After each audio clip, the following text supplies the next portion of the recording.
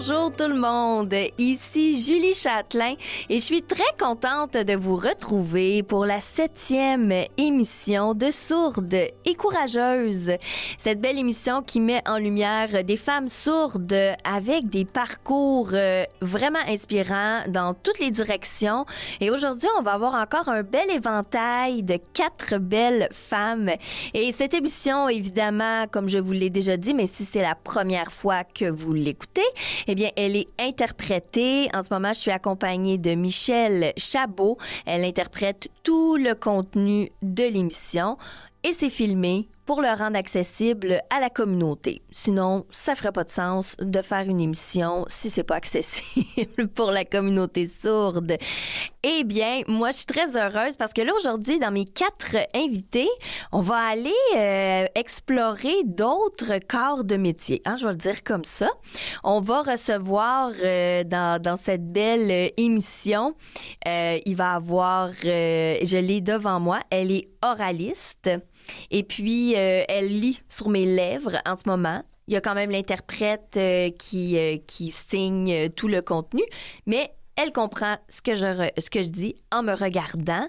J'accueille Marie-Andrée Boivin. Marie-Andrée Boivin, qui est une cinéaste. Hein? Déjà, je me suis dit, oh, c'est intéressant, on s'en va ailleurs. Donc, une cinéaste qui est sourde, hein? Donc, il y a des défis, évidemment, avec ce métier-là. Et elle a quand même 3 films à son actif qui ont été dans des festivals aussi. Et là, on va en apprendre davantage sur la femme derrière la caméra, hein? Parce que c'est un peu ça qu'on peut dire. Bonjour Marie-Andrée. Bonjour Julie. Et bonjour aux auditeurs, aux auditrices aussi qui sont avec nous aujourd'hui. Oui, et moi je suis vraiment contente parce que là j'ai envie qu'on plonge un petit peu dans ton univers, hein, et qu'est-ce qui fait que tu es allée vers le cinéma et comment tout d'un coup, parce que si tu es en fait oraliste, est-ce que c'est parce que tu as un implant ou un appareil? En fait, c'est parce que je suis née entendante. Puis j'aimais bien parler quand j'étais petite. J'avais dit mais en fait, le médecin avait dit à mes parents que j'allais arrêter de parler parce que je suis devenue sourde à 3 ans. Ah oui? Mais moi, je dis que je n'allais pas écouté parce que je n'ai pas entendu. Donc, j'ai continué à parler. Ben puis, voyons. Mais je placotais beaucoup de parents, puis mais j'ai continué à parler. Mais j'entendais absolument plus rien parce que j'étais devenue totalement sourde. Oui. Puis... les appareillages conventionnels ne fonctionnaient pas. Donc, à 8 ans, 5 ans après, j'ai eu un implant cochléaire. OK. Ça aide beaucoup pour la lecture labiale, évidemment, mais ça ne rend pas entendante. Donc, je suis toujours sourde malgré tout, mais avec un outil de plus pour faciliter au quotidien la communication. Donc, tu as un implant cochléaire. Oui, c'est ça. C'est ça. Exactement. Okay. Dans les 2 oreilles? Juste un côté seulement, oui. OK. Et moi, je suis curieuse parce que là, dans le fond, ce que je comprends, c'est que tu as... dans le fond, ta première langue, c'est le français. Oui, exactement, oui. C'est vraiment ça. Toi, tu as appris à parler 3 ans quand même. C'est quand même assez long, là, quand tu as le temps d'apprendre. Oui, le cerveau a le temps d'apprendre la langue, en fait, oui. Parce que même si l'enfant ne parle pas nécessairement beaucoup à 3 ans, bien, la langue orale est acquise par lui. Ouais. Et, bien, j'ai été chanceuse parce que mes parents ont appris la langue des signes à partir du moment où je suis devenue sourde. Parce que je ne pouvais pas être appareillée. C'est quelque chose qui est assez rare, malheureusement, dans Qu'est-ce qui est rare? la communauté de parents d'enfants sourds. Qui apprennent la LSQ. Ah, c'est tellement rare, mais mes parents l'ont fait, même si j'avais continué à parler, même si je faisais la lecture labiale. Donc, je suis très reconnaissante pour ça. Mais en fait, dans mon émission, on en a reçu vraiment, je dirais, la majorité, leurs parents ne parlaient pas LSQ. Donc, il y avait vraiment ce mode-là de communication qu'on voit ceux qui l'ont eu, que il y a même une invitée que j'avais eue, que sa maman, quand elle est arrivée, je pensais que c'était une sourde. Et finalement, pendant l'entrevue, elle me parlait de sa mère. Et là, j'ai dit, ta mère est entendante? J'aurais jamais deviné parce que comme sa fille est sourde, la maman est arrivée et elle parlait complètement LSQ. Elle m'a pas dit bonjour. Elle m'a parlé en LSQ. Et j'ai trouvé ça tellement beau et tellement touchant. Mais toi, à 3 ans, qu'est-ce qui fait qu'à 3 ans, tu perds l'audition? La méningite. Un méningite. Oui, ça n'avait pas été diagnostiqué à temps. OK. Donc, ça Comme, fait dans le partie fond, des c'est un séquelles. virus. Virus ou bactéries, ça Ouais. dépend de ce qu'on a, mais je ne sais pas en fait quelle sorte de méningite j'ai eu, mais j'ai été très malade. J'ai été dans le coma pendant 3 jours. Dans quoi? Le coma. Coma? Dans le coma, oui, parce que en fait, le médecin ne m'avait pas diagnostiqué. C'était une grippe rentrée à la Ouais. maison. Mais ma mère, elle sortait que c'était pas ça. Mais qu'est-ce que tu veux faire? On était au Lac-Saint-Jean. Il n'y a pas 6-7 hôpitaux autour. Oui. Tu vas à l'hôpital, puis le médecin te retourne chez toi, mais tu retournes voir le médecin, mais c'est le même. En tout cas, mais ça a été un cauchemar pour mes parents. J'ai fait 3 hôpitaux jusqu'à Québec. Jusqu'à temps qu'ils trouvent Oui, c'est que ça. c'était la Puis, méningite. c'était vraiment trop tard. Puis, avec soit des antibiotiques, soit la méningite, Oui. l'un ou l'autre a provoqué la surdité. Mais au moins, je suis vivante. Ben, en fait, oui, parce que tu aurais pu décéder. J'aurais pu décéder. Puis Vraiment. aussi toutes les séquelles oui. physiques, être Oui. aveugle, déficiente. Oui. Mais toi, avec ton 3 jours de coma, qui est quand même pas banal, hein, Non. être 3 mois, 3 mois, excuse-moi, être 3 jours à 3 ans dans le coma, il y avait sûrement possibilité aussi que tu développes plein d'autres séquelles. Oui, c'est ça. Oui. Il paraît que quand je me suis réveillée, il a fallu tout réapprendre comme un bébé. Moi, je me souviens pas de ça, mais on me l'a raconté que je savais plus marcher. Ah oui! Je savais plus manger. Il fallait réapprendre aussi. Puis j'ai fait de l'ergothérapie aussi quand Ouais. j'étais petite. Parce que j'ai une petite raideur physique qui reste de ça, oui. Mais sinon, c'est des choses qu'on m'a racontées parce que je me souviens pas de ça. Mais je pense pas que ça a été une très belle période pour mes parents. Ça a été un énorme stress. Mais ça veut dire à ce moment-là, comme tu dis, toi, t'as réappris à marcher, à manger. Déjà, ça, on s'entend que c'est tout un parcours, là. C'est pas simple. Pour tes parents, évidemment, non plus. Mais là, en plus, t'as perdu l'ouïe complètement. T'es devenue sourde profonde. Mais tu continuais à parler. Oui, mais j'ai berné Comment? mes parents. J'ai berné mes parents parce que ça ne se sont pas rendu compte que j'étais devenue sourde. À 3 ans? Oui, totalement sourde, mais moi, je faisais des jeunes lecturabiales. En fait, Oui. il y a 10 de la population qui est capable de faire une lecturabiale sans égard à l'audition. Oui. OK, comme un peu naturellement. c'est Même ça. si on a une ouïe qui va bien, Oui, c'est ça. comme par naturellement, exemple. on lit sur les lèvres. C'est ça, exactement. Comme ma sœur entend très bien, puis elle est capable. Moi, j'ai eu la chance d'être capable aussi au départ, mais j'ai berné mes parents, ils ne s'en sont pas rendus compte, mais c'est juste qu'après une méningite, il faut faire plusieurs tests Oui. pour vérifier les séquelles possibles. C'est là qu'ils ont appris la surdité totale. Fait que là, tu es en train de me dire que toi, à 3 ans, déjà, là, parce que c'est 3 ans, c'est petit, hein? Donc, déjà à 3 ans, tu as fait comme si tu n'avais pas perdu l'ouïe et tu as berné, comme tu dis, tes parents et ils ne se rendaient pas compte que leur fille entendait plus Non. bien. Non. Oh mon Dieu, wow, ça me fascine. On voit vraiment, tu sais, la force de la petite fille, là, tu sais, ce courage-là, un peu même, tu sais, comme, moi, je fonce, puis je défonce des portes. Ben, moi, je suis sourde, puis je continue de parler. Ben, puis j'ai 3 ans, tu sais, toute petite. Et toi, tu as décidé à ce moment-là, non, moi, je vais continuer de parler. Ça me fascine. Ça parle vraiment, je trouve, de toi, hein, un trait de caractère, de ta personnalité. Sûrement que ça t'a suivi toute ta vie. Ah oui, bien de chance. Il a fallu parce que... T'en as eu des obstacles, hein, sûrement? Ah, vraiment beaucoup, oui. C'est toute une vie, là. Oui. Bien, si justement on plonge, parce que là, c'est à partir de quel âge que tes parents ils ont réalisé que vraiment, là, OK, notre fille est sourde, alors là, on va aller apprendre la LSQ. Je sais pas, parce que pour mes parents, c'est des histoires difficiles à raconter. Donc, j'ai pas beaucoup de détails. OK. Je voulais raconter ce que je savais. Ouais. Mais là, c'est juste qu'il a fallu qu'ils me fassent passer des tests pour voir c'est quoi les séquelles qu'il y avait. OK. Puis mes parents ont dit non, tout va bien.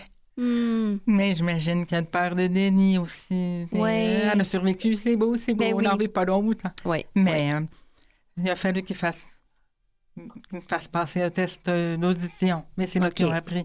Mais est-ce que ça a été longtemps après? Je pense très bon. Mais ton parcours, justement, scolaire, en partant, là, tu sais, mettons, maternelle, t'as fait ton parcours scolaire où? Mes parents, on était au Lac-Saint-Jean, puis Ouais, mes c'est parents ont ça. décidé de déménager à Québec pour que je puisse avoir des services. Ah. Wow, Ouais, mon Dieu, des beaux-parents, hein? C'est beau, ça, de faire oui, ça. c'est hein? rare. Moi, je leur Oui. rends vraiment hommage d'avoir Oui. appris la langue des signes, d'être toujours resté avec moi, Wow. d'avoir favorisé la communication, la Oui. lecture, la curiosité, les expositions. J'ai eu des parents comme ça qui stimulaient beaucoup. Fait que ça veut dire que tu es allé à Québec. Et là, à Québec, est-ce que c'était une école Je suis allée spécialisée? à l'école des sourds, OK, c'est ça. à l'Institut des sourds de Charlebourg, Oui, donc en langue des signes, OK. avec les autres enfants sourds. Oui. Mais moi, j'avais déjà entendu le français. Ben puis oui. pas les autres enfants sourds. Puis il y avait beaucoup d'enfants aussi qui étaient dans des foyers d'accueil, des familles d'accueil qui étaient moins stimulées. Oui. Puis en plus, qui n'ont jamais entendu. Donc, on n'était pas au même niveau. Puis c'est pas un jugement de valeur, c'est un constat. Oui. Donc, une fois que j'ai vu l'implant, j'ai encore passé une année là, Tu as eu l'implant à quel âge? à 8 ans. À 8, OK. Puis je pense que c'est à 9 que j'ai été intégrée à l'école régulière. Régulière, c'est parce ça. que là, à ce moment-là, ben là, t'entendais. Oui, mais un j'étais peu. sûre quand même. Ben oui, c'est ça. Mais comme tu lis sur les lèvres, ben ton parcours à ce moment-là était beaucoup plus facile avec des entendants, finalement. Ben, là, c'était autre chose. C'est que j'étais pas comme les autres. J'étais sourde parmi Oui. les entendants. Oui. Puis avant ça, j'étais sourde avec les sourds, mais j'étais la sourde qui parlait. Mais c'est ça, comme si finalement, tu t'es retrouvée à être souvent comme entre deux chaises. Oui, c'est ça. Tu sais, trop sourde pour les entendants, puis comme pas assez sourde pour les sourds. Oui, même si j'étais peut-être plus sourde que la plupart des sourds qui Ben, étaient là. ouais, parce que c'est j'étais ça. pas pareil, mais je parlais, il y avait quelque chose de différent toujours, mais Oui. c'est pas toujours facile, mais ça construit le caractère aussi. Oui. On devient fort, sinon. Puis à ce moment-là, quand t'es rendu à l'école au régulier, là, t'es encore au primaire, là t'as... Oui, 5e année primaire. Bon, c'est ça, 5e année primaire. Toi, à ce moment-là, tu sais, avec tes parents, tu parles encore moi, je dis lire sur les lèvres, c'est plus facile pour les auditeurs, mais on parle de la lecture labiale. Oui. Donc, à ce moment-là, toi, tu parles comment avec tes parents? Tu sais, tout ton parcours, tu sais, vu que tu le fais dans une école avec des entendants, mais là, t'as une espèce de transition, là, tu sais, entre t'as tes appareils, tu sais, t'entends des choses avec ton implant, mais en même temps, t'es quand même sourde. Comment ça s'est passé, ça? Mhm. À la maison, à l'école, dans un monde entendant, ou est-ce que là, t'es rendue moitié entendante, moitié sourde? Ça, c'est une bonne question, ça. Mais moi, je me souviens que mes parents continuaient à faire attention. Ils font toujours attention. Maintenant, je pense qu'il y avait encore la langue des signes. Elle parlait LSQ? Oui. OK. Puis, Plus que... les deux en même temps, Ouais, je dirais. OK. Il y avait toujours les deux. Les deux. Même quand j'entendais pas du tout, là. Oui. Il y avait toujours les deux. Puis, Puis à l'école, parce que là, c'est un monde entendant, donc la prof, tu sais, les enseignants, tu te fais mal, c'est à cours d'école, c'est tout des entendants. Alors à ce moment-là, qu'est-ce que tu faisais? Tu utilisais la lecture labiale, sur la professeure, j'écoutais la professeure mais tu directement. parlais pas Non. LSQ à l'école, tu Non, n'avais pas du tout. d'interprète. Non, pas du tout. Il n'y avait pas vraiment d'interprète à l'époque. C'est Puis, ça. On a jugé que j'allais être capable. Mais c'est sûr que je dormais bien la nuit. Oui, Parce que t'enlevais... c'est épuisant. Là. Oui.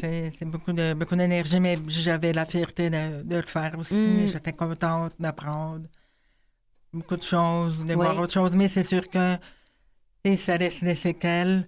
L'isolement n'est pas évident parce que le midi, par exemple, ben, j'avais du mal à comprendre les gens autour de moi. On avait, je pense qu'on, peut-être, comment je pourrais formuler ça? On intègre les sourds, mais on oublie l'accessibilité, on oublie le social, on oublie Oui, c'est ça. Dans le fond, on oublie ou on le néglige. c'est ça, on intègre, mais après ça, c'est quand même toi, comme sourde, qui doit te faire une place Oui, dans les entendants, là, parce que là, comme tu dis, au dîner, il y a de la stimulation auditive, tout le monde parle, ça va dans tous les sens. c'est ça. Ben toi, tout d'un coup, si tu veux juste même écouter, tu sais, pas écouter, mais lire sur les lèvres, mais là, les gens, là, ils sont pas concentrés à te parler directement, Non. fait que là, c'est comme si finalement, t'entends rien. Non, c'est ça. C'est pour ça que je dis que c'est comme une plante verte. On est là, Oui. mais on peut pas interagir. Ah On est là oui. dans le coin. On nous voit, puis parce qu'on nous voit, on est comme, ah, elle est là, tout Ouais. est beau. Mais non, Non. c'est une plante verte. C'est ça qui est grave avec la surdité, c'est un handicap invisible. Puis aussi, les gens disent, mais tu parles. Oui. Nous, ça nous confond. Oui. Ouais, mais non, mais ça paraît quand je comprends pas. Pourtant, mais Mhm. il paraît qu'il y a cette confusion-là. Donc, il faudrait que je parle pas. Ben, en fait, oui, c'est ça. C'est pour ça que je te dis, c'est comme si l'espèce de entre deux chaises, là, tu sais, Oui. ton parcours, tu t'es retrouvé vraiment à être jamais tout d'un bord ni tout de l'autre, là, comme une espèce de d'entre les deux. Puis toi, Oui. t'as essayé de faire ton possible à travers tout ça. Et là, quand t'es arrivé au secondaire, encore là, ton parcours, c'est avec des entendants, encore à Québec. Oui, exactement, oui, au OK. secondaire. Puis, Et là, est-ce que tu voyais qu'au fil des années, il y a quelque chose qui était plus facile ou au contraire, avec l'adolescence, non. tu sais, il y a tous les côtés aussi, tu sais, des fois, les gens, ben, tu sais, sont moins gentils, tu sais, avec, quand, on dirait, quand l'adolescence, tu sais, c'est ça, là, il y a des poussées d'hormones. Bon, ça se passait comment pour toi? Ben, un peu la même chose, la fierté d'être là, le plaisir d'apprendre, puis aussi les adultes, pour la plupart, étaient contents que je sois là, étaient fiers Ouais. que je sois là. Par exemple, une anecdote, j'avais un professeur, je crois, de géographie, j'aimais beaucoup son cours parce que j'aimerais apprendre, mais les autres étudiants dormaient sur leur bureau. Ah, Ok? Ça, c'est de l'adolescence. ben oui. Mais moi, ça veut dire que j'étais la seule à l'écouter, puis, Ah oui. puis vu que je l'avais sur les lèvres, je le fixais. Oui. Puis j'imagine que ça le rassurait. Au moins, il y a quelqu'un qui m'écoute, puis je le sais qu'elle m'écoute. Mais à un moment donné, j'ai eu une seconde d'inattention parce que j'imagine que j'ai voulu prendre une micro-pause de lecture labiale. Puis tout à coup, le prof s'est garoché sur moi pour me dire « Marie-André, est-ce que ça va? Tu m'écoutes plus? Puis je me souviens de mon regardé autour de moi. C'était absolument toute la classe qui faisait de l'eau sur les bureaux. C'était tellement drôle, tellement à la fin ironique, puis comique. Oui. Mais en tout cas, je l'écoutais vraiment, c'est clair. Faut qu'il y ait Oui, senti c'est ça, le c'est ça. décrochage. Oui. Tu l'écoutais vraiment, là. Tu sais, en fond, on dit que tu l'écoutais, mais tu sais, c'était vraiment parce que tu regardais sa On pourrait bouche faire- parler, là. On pourrait faire un jeu de mots. J'étais littéralement pendu à ses lèvres. Oh, littéralement. Littéralement. là. Exact, c'est ça. Et à ce moment-là, toi, est-ce que justement, il y a des cours qui venaient comme un petit peu plus te stimuler et là, tu disais, ah, moi, j'aimerais ça faire ça plus tard parce qu'à l'adolescence, souvent, on nous amène vers tu sais, des possibilités d'emploi plus tard. Est-ce que là, ça commençait oh, j'ai plus envie d'être de ce côté-là au niveau plus artistique ou tu étais même peut-être déjà là quand tu étais tout petite? Ah oui, c'était là. Puis même à l'école des sourds, on avait une professeure d'art plastique. On passait beaucoup de temps avec elle. Même la fin de semaine, je me souviens, ma mère, avec sa cousine qui avait adopté une fille sourde, qui est devenue mon amie, évidemment. Bien, on nous emmenait à l'école des sourds à fin de semaine parce que la prof d'art plastique menait des ateliers. OK. C'était une présence bienfaisante, des ateliers qui faisaient du bien aussi, Oui. un espace-temps agréable. Puis oui, c'est resté. Donc, au secondaire, les cours d'art m'intéressaient beaucoup. Puis aussi, le midi, j'ai vu un atelier de photo. Oui. Ah oui, là, ça a été un déclic. Surtout qu'après, j'ai étudié en photo. J'ai commencé tout de suite la photo. Puis... OK. Mais je me souviens que ma mère m'avait dit à un moment donné, je m'excuse, maman, mais c'était peut-être pas une bonne idée parce que ben, j'étais handicapée. Tu sais, de dire, ouais, tu devrais peut-être passer à quelque chose de plus pas sérieux, Ouais. plus standard. Oui. Puis des fois, c'est vrai que j'ai le goût de me flageller puis de dire, oh, tout est compliqué la vie. Mais en même temps, j'aurais pas été heureuse d'avoir une vie plus tendance. Je sais pas le mot, mais vous comprenez ce que je veux dire. Oui, absolument, plus conventionnel. Conventionnel, merci. C'est plus comme dans la... On veut que nos enfants aient une stabilité financière, alors que là, tu t'en vas dans quelque chose où est-ce que c'est un petit peu plus à la pige, hein? C'est plus difficile. C'est un peu comme, tu sais, des fois, il y a tu sais, il y a beaucoup de gens, tu sais, qui veulent, mais finalement, dans ce bassin-là de gens, il n'y en a pas tant que ça aussi qui vont réussir. Donc, c'est sûr que oui, dans ce sens-là, tu sais, ça peut amener des inquiétudes pour Oui, mais vraiment, les parents. Mais oui. Mais je la comprends maintenant, puis même... Oui. Je suis devenue peut-être adulte, mais en même temps, j'ai fait des choix, puis ça m'a amené à faire des films maintenant. Mais oui. Donc, c'est correct. Puis, ce que je blâme, c'est pas le fait que mon cerveau n'est pas au courant qu'il est handicapé, puis que la société a des préjugés, que les gens discriminent. Mon cerveau ne veut pas ça. Mon cerveau a des ambitions. Mais... Mon cerveau n'est pas sourd. Mon cerveau n'est pas... Moi, j'ai envie de vivre, j'ai envie de découvrir, j'ai envie de faire plein de projets. Puis, tant pis que la société soit comme ça. C'est vraiment dommage. Les bâtons dans les roues, Mais c'est beau parce que on le voit, tu sais, t'es vraiment passionné, puis de dire, tu sais, moi, finalement, je fais ce que j'aime. Oui. Et là, justement, à quel moment, tout d'un coup, je veux faire des films ou comment, finalement, ça s'est placé? Parce que là, du secondaire, t'es allé quoi? Au cégep, l'université? Oui, je suis allée au cégep en premier en arts plastiques. OK. J'ai fait 2 diplômes en arts plastiques, puis après, mais je voulais étudier en photo. Mais c'était seulement à Montréal. Et là, je pense que c'est la seule fois où ma mère me dit non. Mais excuse, maman, tu sais que je t'aime. Puis, parce qu'elle m'avait dit non, j'avais rencontré quelqu'un au même moment qui me dit, mais je connais des gens en Suisse qui ont besoin d'un employé. Oui, OK. Ça fait que je suis partie en Suisse. En Suisse? En Suisse, pendant une année. À quel âge? À 19 ans. 19, OK. Mais là, je pense que ma mère a regretté de ne pas dire vivre à Montréal. Oui, entre Montréal et la Suisse. On n'en a jamais reparlé vraiment, mais bon. Oui. Je suis partie en Suisse, mais là, j'ai fait une expo photo là-bas. Vous voyez, j'ai travaillé aussi en scénographie avec quelqu'un qui faisait des décors de théâtre, qui cherchait quelqu'un pour travailler.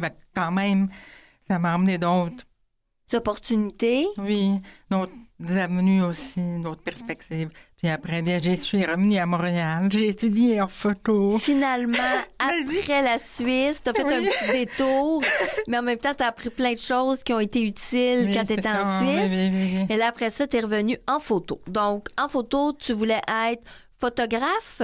Oui, c'est ça. Puis apprendre aussi, approfondir.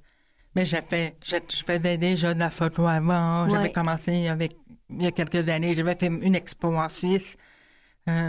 J'étais vraiment contente. J'étais fière de ça. Puis pour moi, la chambre noire, c'était un espace très... Il y a quelque chose, hein, dans une chambre noire, oui, là. Vraiment. Comme d'introspection. Oui, vraiment. Puis, tu sais, on voit les images qui apparaissent. Oui.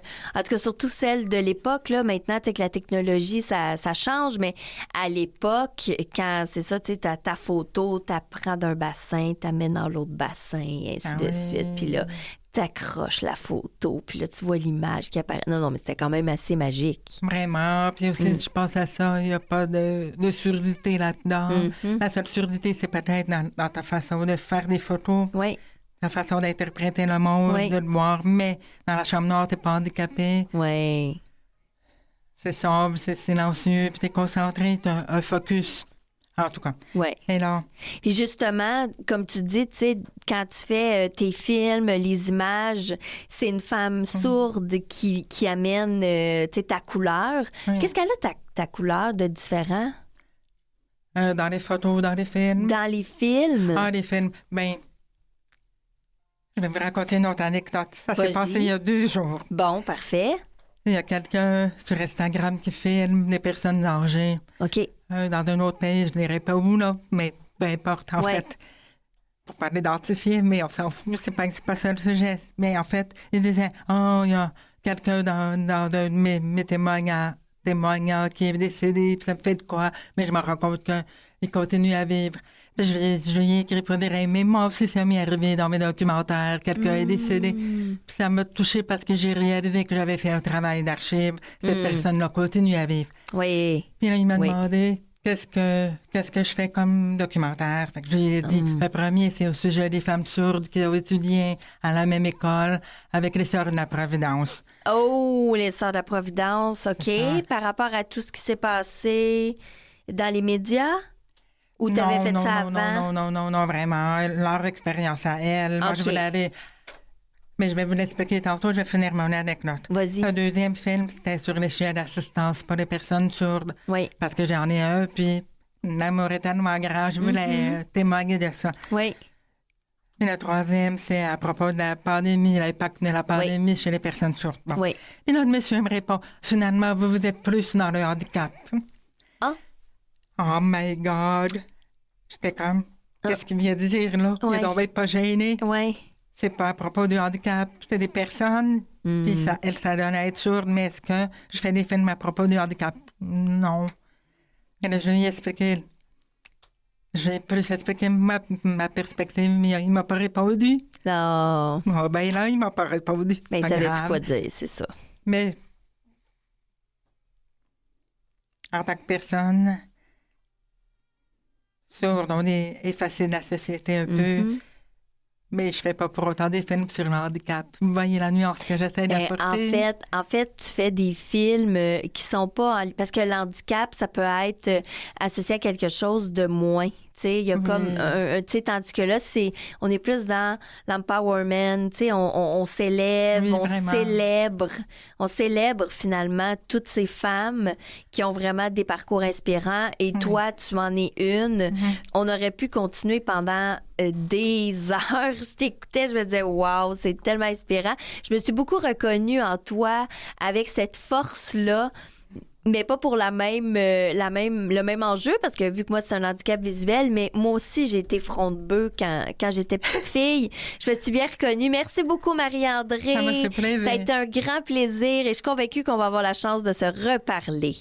Eh bien, après la pause, je vais recevoir une autre belle femme, Odane Oussouf, et on va pouvoir plonger dans son univers aussi, qui a une portion artistique. À tout de suite.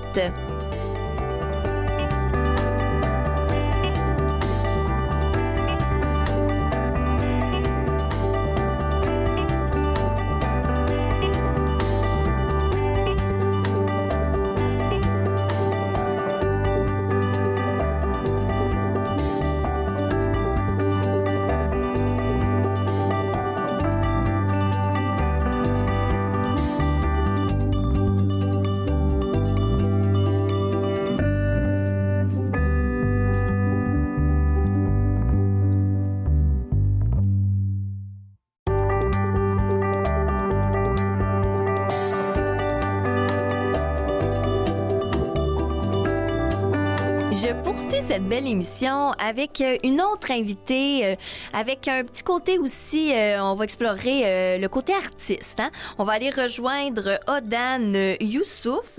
Et Odane, en fait, moi, je trouve ça très intéressant parce que au niveau de, je vais dire, de sa bio, elle est consultante anti-oppression dans la communauté artistique et elle est coach en LSQ, langue signée québécoise. Mais moi, quand j'ai lu consultante anti-oppression, je me suis dit, ça, c'est vraiment très intéressant. On va pouvoir aller explorer ça avec elle. Allô, Odane? Oui, bonjour Julie. Ça va bien? Ça va bien, toi? Oui, très bien. Odane, moi, je suis vraiment... En fait, parce que là, pour les auditeurs, parce que même dans ta bio, c'était nommé. Donc, je me permets là, de te citer.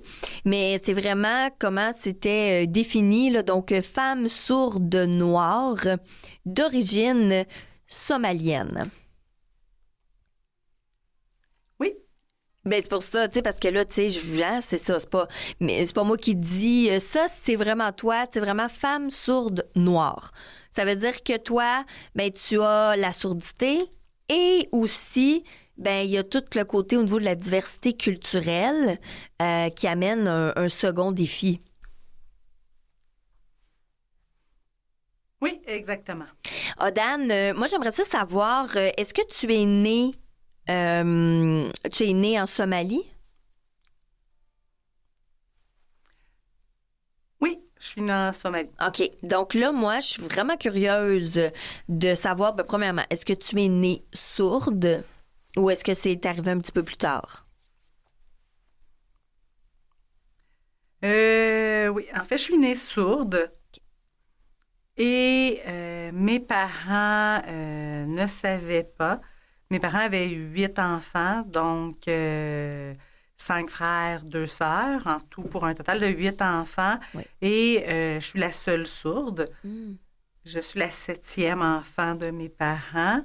J'ai un petit frère qui est le 8e enfant. Pour mes parents, ça a été un choc à l'apprentissage de ma surdité.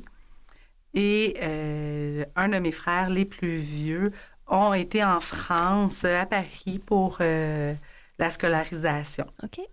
Quand ils étaient un peu plus vieux, à l'âge de 19 ans.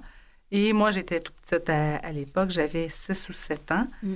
Et mon frère, en allant à Paris, a décidé, pendant ses études, a décidé de chercher pour sa petite sœur qui était sourde, quels étaient les services.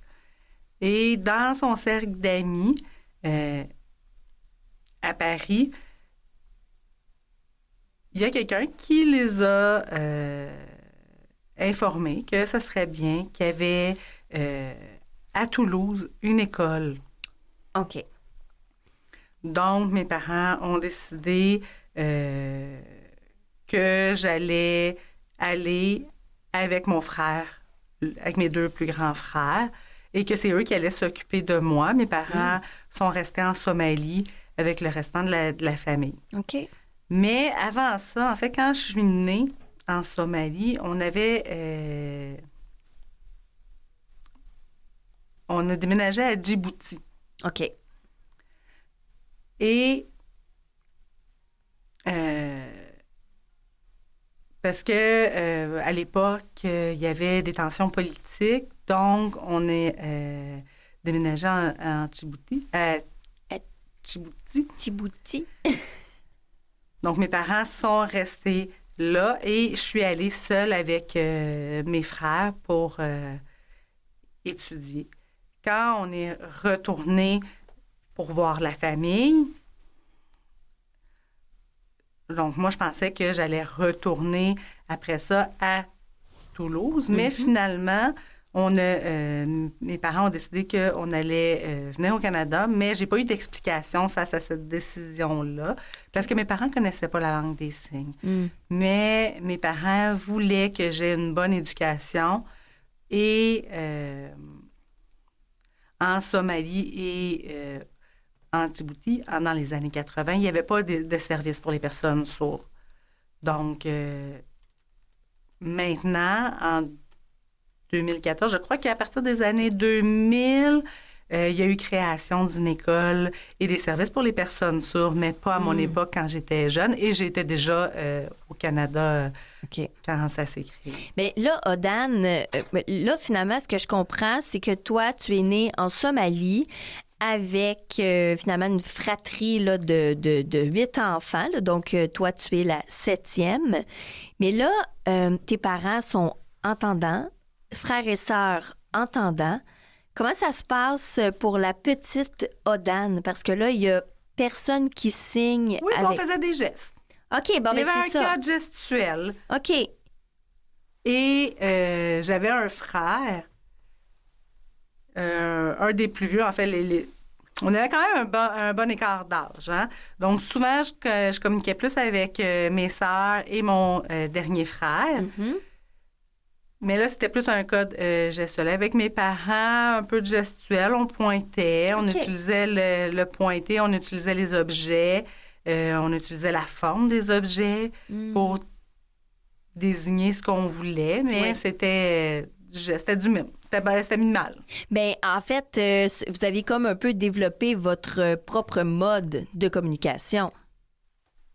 Exactement. Et est-ce que ça veut dire que toi, la petite fille, là, tu vivais bien à travers tout ça ou tu sentais déjà là, que tu étais à l'écart, que tu te sentais rejetée? Comment ça se passait pour toi? Ben non, quand j'étais jeune, en grandissant, que ce soit en Somalie ou en Djibouti, tout allait bien. Je jouais avec les autres, je jouais avec les voisins. J'avais des amis que je me souviens.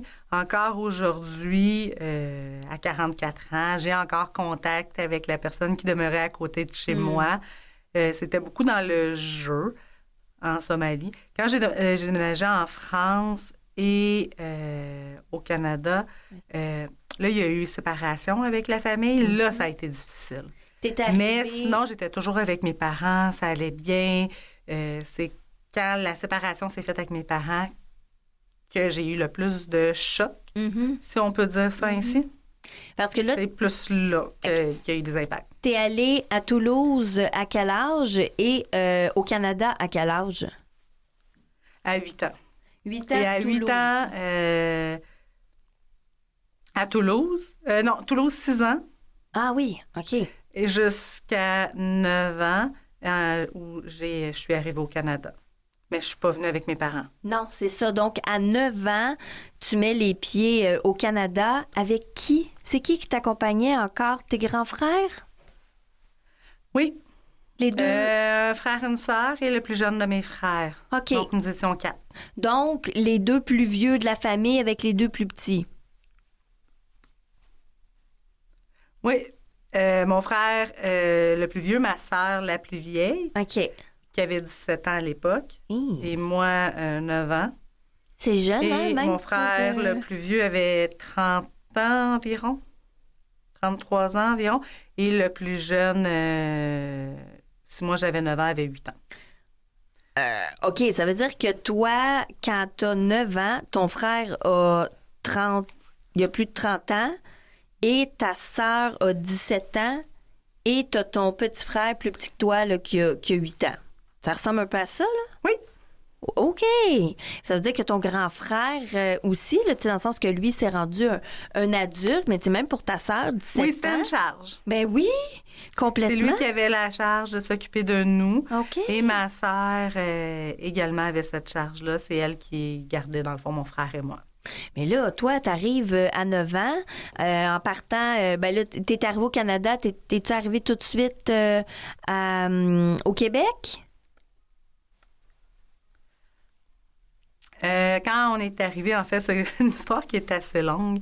On est parti de Toulouse et on est retourné à Djibouti pour les fêtes, visiter la famille. Oui. Donc, on a rejoint mes parents. Mm-hmm. Et quand on est reparti, moi, je pensais qu'on retournait à Toulouse et finalement, on est arrivé au Canada.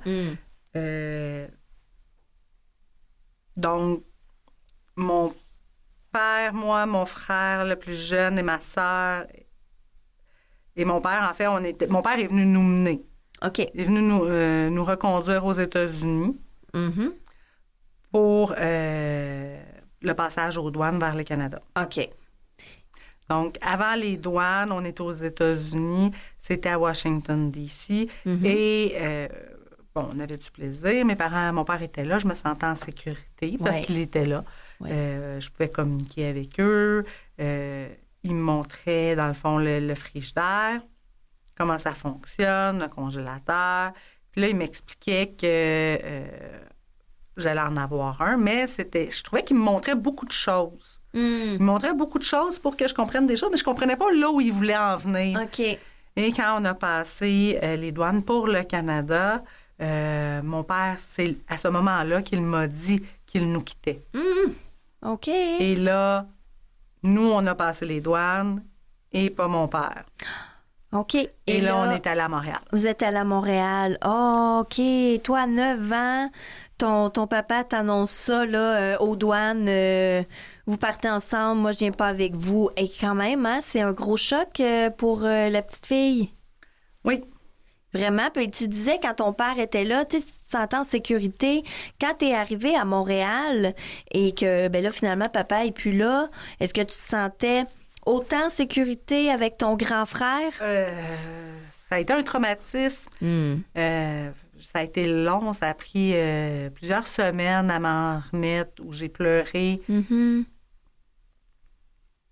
Désolée, je vais recommencer à pleurer. Ah oui, hein, c'est encore, on le voit, là, il y a l'émotion qui est là, hein, ça a été un moment difficile. Oui, encore. Oui. Mais c'est correct, Odan, hein, pour vrai, tu sais, l'émotion est normale, tu te laisses aller, oui, c'est des souvenirs, des douloureux souvenirs. Mais oui. Et en même temps, mais t'arrives à Montréal et là, t'es sourde aussi, tu sais, t'as développé un mode de langage avec ta famille.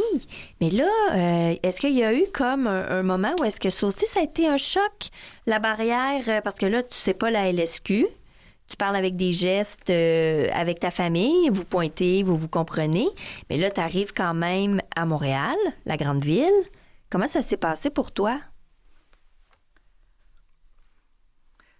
J'ai été chanceuse parce que ma sœur était capable de signer, donc elle était capable de m'expliquer des choses. Elle me disait que mes parents voulaient qu'on reste à Montréal pour avoir une bonne éducation. Ça l'a quand même pris du temps à ce que je le digère et je le comprenne et que j'accepte la situation. Oui. J'étais souvent avec ma sœur, toujours avec ma fratrie. Là. On était toujours ensemble, les 4 ensemble, on passait beaucoup de temps ensemble. Et avec le temps, on a été capable de passer au travers. Mais j'avais quand même beaucoup de pensées vers mes parents parce qu'ils nous envoyaient des lettres, là, donc à chaque année. Jusqu'à ce que j'ai 19 ans, où j'ai été diplômée. Et là, mes parents m'ont envoyé une lettre. Oui? Justement, tu as été diplômée parce que là, tu as fait ton parcours primaire, secondaire. Mais ça, comment ça s'est passé? Parce que ça reste que ton frère et ta sœur, même s'ils t'ont beaucoup soutenu, eux autres aussi, il fallait qu'ils trouvent où faire continuer l'éducation à leur petite sœur. Ça s'est passé. Puis ton petit frère, qui est pas sourd non plus, comment ils ont su où tu allais faire ton parcours, la meilleure place? Oui, bien, en fait, mon père et mon frère en avaient discuté. Moi, j'étais petite. Souvent, je les voyais avoir des discussions. Je me souviens clairement, j'ai des images de ça. Et mon père donnait, dans le fond, le mandat à mon frère de nous surveiller. Oui. De s'occuper de nous, de venir à Montréal, puis que c'est lui qui allait être en charge de trouver une école. Et je suis allée à l'école Gadebois. Donc, il t'a envoyé à Gadebois. Ça, c'était l'école primaire, une école pour les enfants sourds. Pour les enfants sourds, exact. Et avec le temps, j'ai commencé à apprendre la langue des signes. Je l'ai appris sur le tard, tardivement. J'ai fait cette acquisition-là de la langue. Et en 89, je suis restée 2 ans. Donc, jusqu'à 92, où là, je suis allée à Ottawa. OK. À 19 ans? Non, à 12 ans. 12 ans? OK, ouais, donc à 12 ans. Donc, milieu... je suis restée à Montréal. Je suis allée à Gadebois de 89. Et en 92, je suis allée à Ottawa. OK. Là, tu es allée à l'école à Ottawa. Exactement. OK. Et je suis allée au centre Jules Léger, qui est à Ottawa. OK. Et j'ai fait ma scolarité de 12 ans jusqu'à 19 ans. OK. Et là, c'est là que tu as eu, dans le fond, ta graduation. Exactement. C'est là que j'ai gradué du secondaire. Et à ce moment-là, tu étais encore dans une école pour les sourds? Oui. OK. Oui, j'ai toujours été à l'école avec les personnes sourdes. OK. Et là, quand tu as 19 ans, tu viens de terminer l'école. Là, tu avais envie de faire quoi, de vivre quoi? Oui, à 19 ans, un peu avant, quand j'avais 14-15 ans, à Ottawa, à l'école, il y a une professeure qui m'a enseigné, Jules Desrosiers et Denise Reed, OK. qui m'ont enseigné. Ça a été 2 professeurs très inspirants pour moi. Ils m'enseignaient le théâtre et ils me disaient surtout que j'avais des possibilités et des compétences comme personne sourde. Moi, j'ai toujours pensé être moins bonne que les autres parce que j'étais une personne sourde, mais eux, ils me disaient, peu importe, tu peux le faire. Au niveau artistique, Donc, qui disait ça, au niveau du théâtre. Oui. Oui, c'est ça, OK. Oui, au niveau artistique. J'avais aussi un professeur qui nous enseignait la culture quand j'étais jeune, de 12 ans à 14-15 ans environ, qui étaient des enseignants sourds. Et ils nous enseignaient la culture sourde, l'histoire, notre identité. Et ça m'a vraiment aidé à me développer mon identité. Puis ce qu'on nous disait, c'est qu'on pouvait faire ce qu'on voulait. Si je peux...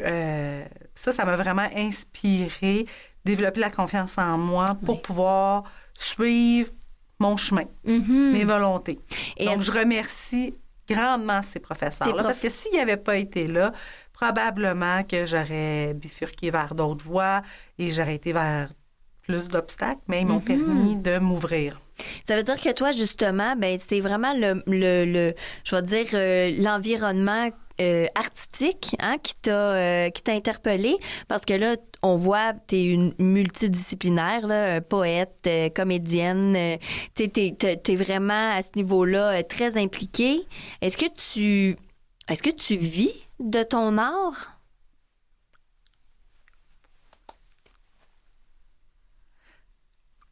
Effectivement, depuis quelques années, peut-être une quinzaine d'années que je me considère comme artiste. Okay. Quand j'ai diplômé à 19 ans, quand je suis sortie, quand je suis rentrée dans le monde, si on veut, je suis venue m'établir à Montréal parce que la communauté était plus grande qu'à Ottawa. Donc, j'ai emménagé à Montréal pour être dans la communauté. Et j'ai été chanceuse. J'ai travaillé à l'école Gadebois, à la même école que j'ai fréquentée lorsque j'étais petite. Oui. Donc, je retournais aux sources en étant adulte comme préposée. Et j'ai fait ce travail-là pendant 13 ans. Préposée aux 14 ans. aux enfants handicapés? Oui. OK. Donc, ça veut dire que... Et j'y ai travaillé pendant 14 ans. Ben oui. Ça veut dire que, parce que à Gadebois, et ce qui est important de dire, c'est que oui, c'est des enfants qui sont sourds, mais il va y avoir des enfants qui ont multiples déficiences intellectuelles, tu sais, il peut y avoir TSA physique. On retrouve un petit peu de tout ça, là. Ça veut dire que toi, tu étais avec des enfants sourds, mais des enfants qui avaient d'autres handicaps. Oui, en fait, il y en a qui ont une déficience légère et il y a des enfants qui sont seulement sourds avec tout le potentiel intellectuel. Exact. Non, mais quand on dit que... Mais les groupes sont séparés dans cette école-là. Oui. Donc, c'est selon le niveau de chaque enfant va fréquenter la classe qui lui est appropriée. Exact. Non, mais c'est ça. Mais donc, il y en a qui ont l'autisme, il y en a qui ont des déficiences, sont dans un groupe, et ceux qui sont seulement sourds sont dans un autre groupe. C'est ça. Ça veut dire que toi, ben, tu étais finalement avec les enfants qui avaient d'autres handicaps. Oui, exactement. Donc, j'y ai travaillé pendant 14 ans et parallèlement à ça, je développais mon côté artiste. OK. Parce que j'ai toujours aimé ça. Donc, je faisais les deux. Je faisais des petits contrats ici et là dans la communauté artistique entendante. Ah oui, où j'ai eu des collaborations, où je me suis impliquée, essayé de créer des projets. À Gadebois, la direction me permettait cette alternative-là aussi pour pouvoir... J'ai été chanceuse, donc on m'a permis de pouvoir faire ma passion parallèlement. Et depuis 1 an, j'ai quitté Gadebois. OK. Ça m'attriste parce que j'ai beaucoup aimé y travailler, mais j'ai pris la décision pour pouvoir développer mes projets C'était quand même un bloquant d'avoir ce travail-là. Oui. Donc, j'ai décidé, pour créer des opportunités, de vraiment m'y consacrer à temps plein et essayer aussi de créer des opportunités pour les autres personnes de la communauté sourde. Donc, de mener des batailles avec les centres d'artistes pour faire des ouvertures, ouvrir des portes pour que les personnes sourdes puissent avoir de l'accessibilité. OK, bien là, ça m'amène... Donc, si je travaille en même temps, les projets n'avancent pas assez vite. Donc, oui. j'ai décidé de me consacrer à temps plein et de quitter Gadebois pendant 1 an. OK, je comprends très bien, mais ça veut dire, moi, ça m'amène à consultante anti-oppression. Donc, ça, est-ce que tu peux nous en parler davantage? Oui. En fait, consultante anti-oppression, c'est plus dans le domaine culturel, dans les établissements, dans les musées, les théâtres. Donc, d'embaucher un spécialiste qui peut s'assurer de l'inclusion de tous. Souvent, il y a des petites parties d'ombre, des choses, des angles morts que les gens ne pensent pas. Donc, le Conseil des arts offre des subventions qui, souvent, les gens dans la communauté artistique ne les connaissent pas. Donc, moi, je les mets au fait. Par exemple, il y a des subventions qui sont données pour l'embauche d'interprètes si jamais il y a des artistes sourds, si jamais ils décident d'avoir des besoins, j'ai des références. Je peux les référer à Eversa, à Cinéal, qui sont des compagnies de personnes sourdes. Oui. Donc, je les mets en liaison. Donc, mais est-ce que justement... on fait appel à moi pour ça. Là. OK, mais c'est ça. Est-ce que toi, tu t'impliques? Exemple, il y a... parce qu'on le voit de plus en plus là, dans les théâtres, hein? Ils vont faire des pièces de théâtre où est-ce que ça va être pour... tu sais, une représentation, c'est pour les sourds. Une autre, c'est pour les aveugles. Une autre pour ceux qui ont des handicaps physiques, la mobilité... au niveau de la mobilité. Même des fois, ils vont faire ça au niveau traduit hein, en anglais. Donc, ils font de plus en plus ça. Est-ce que ça veut dire que toi, à ce moment-là, c'est toi qui vas cogner à la porte des théâtres? Je donne l'exemple des théâtres, là, mais que c'est toi qui vas cogner à la porte des théâtres, donc les théâtres entendants, et qui va dire, ouais, mais moi, je veux vous sensibiliser pour que cette pièce-là soit accessible pour la communauté sourde, et voilà comment vous pouvez faire, je vais vous le montrer. On est-tu un peu là? En fait, il y a 2 parties. Il y a Véro Leduc, qui m'aide beaucoup. Elle a une chaire de recherche à l'UQAM qui invite la société culturelle à des événements pour rencontrer des personnes de la diversité capacitaire pour faire connaissance. Donc, ça l'a beaucoup aidé. Et suite à ces rencontres-là, il y a des contacts qui sont faits et là, on reçoit des invitations de la part du milieu culturel. Donc, j'aimerais beaucoup remercier Véro Leduc qui a permis ces échanges-là entre le milieu entendant et le milieu de la diversité comme capacitaire. Que toi, dans le fond, tu travailles à créer des ponts, finalement, entre les entendants et les sourds. Oui. Oui, c'est très important. Pour moi, ça fait partie de mes valeurs de créer des ponts entre les personnes entendantes et les personnes sourdes. Il faut être allié. Oui. Si, par exemple, la communauté sourde veulent aller au théâtre ou veulent aller n'importe où, et il n'y a pas le service d'interprétation, il n'y a pas des services qui nous permet d'y assister, par exemple, pour les maisons culturelles, lorsqu'ils font des événements, mais c'est d'essayer de mettre une personne interprète pour donner l'accessibilité, que ce soit aussi dans les musées ou n'importe où. Mais souvent, artistique. exactement. Souvent, par exemple, avant, pour les personnes aveugles, il y a l'audio-description. C'est rendu répandu un peu partout. Il y a même les panneaux de signalisation qui sont en braille, qui sont rendus répandus un peu partout. Bon, on aspire à ça avec la langue des signes aussi. On aimerait ça que ça soit quelque chose qui soit répandu. Il y en a de plus en plus.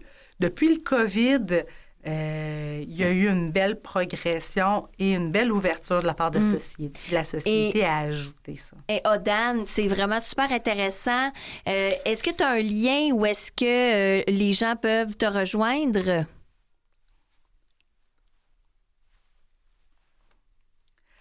Ça va sortir bientôt. Okay. Je suis présentement à la confection d'un site web, donc probablement en 2025. OK, c'est ça. Donc, tranquillement, on va pouvoir voir finalement tes beaux projets là, qui vont prendre de l'expansion. Exactement. Mais merci, Odane. Ça a été un grand plaisir. Je te remercie vraiment beaucoup.